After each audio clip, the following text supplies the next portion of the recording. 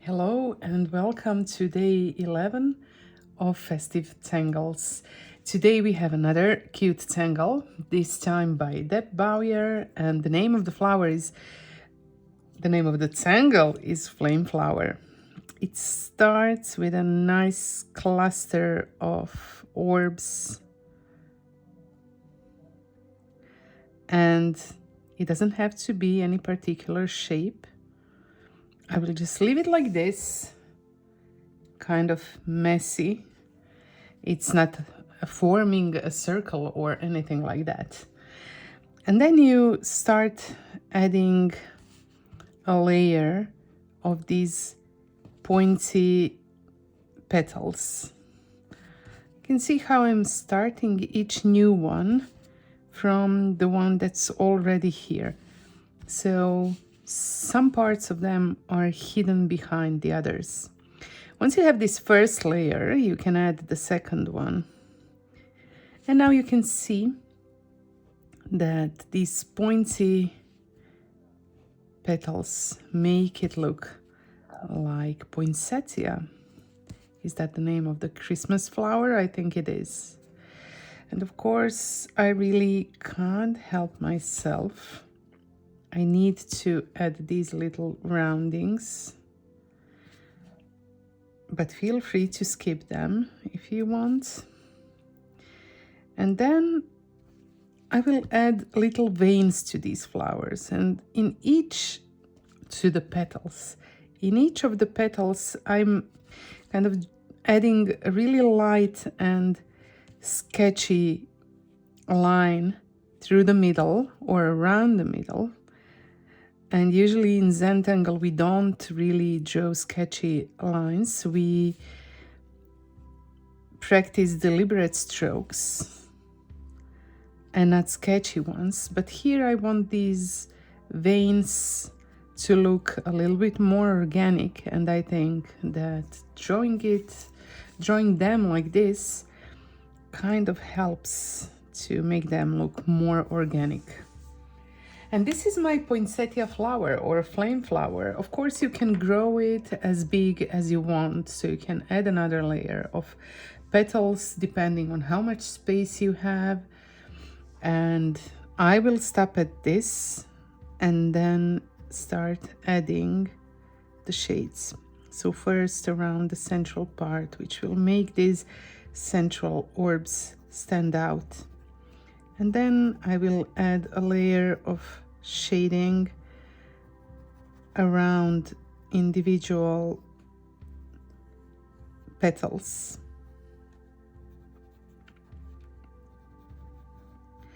And I'm also adding them where one petal is positioned over the other one. I can maybe just kind of extend that shade just with my tortillon without even taking my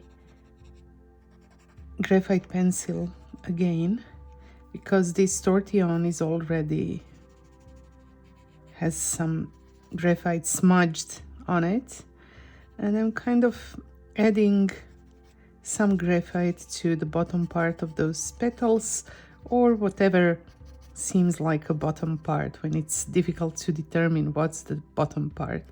And again, it's something that you can skip to if it feels like you don't need it. And I will add a little bit of the white highlight with my white pencil to the opposite side of each petal.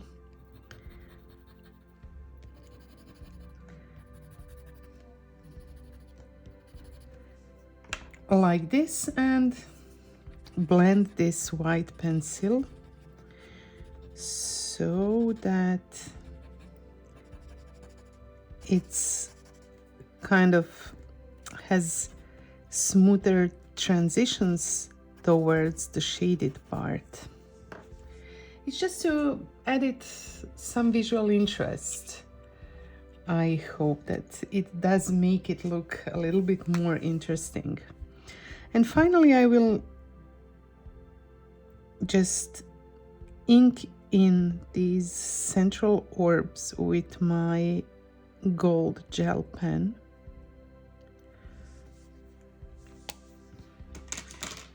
But you could use red or maybe burgundy or something that you prefer. This is my version of it. It's very cute and very simple. And another thing that you can do after you are done with tangling is take your black pen again and just add a little bit more black magic by retracing some of the black lines that were muted either by adding graphite or by adding white pencil on top. It's another thing that you can do if you feel like it. And finally, the name.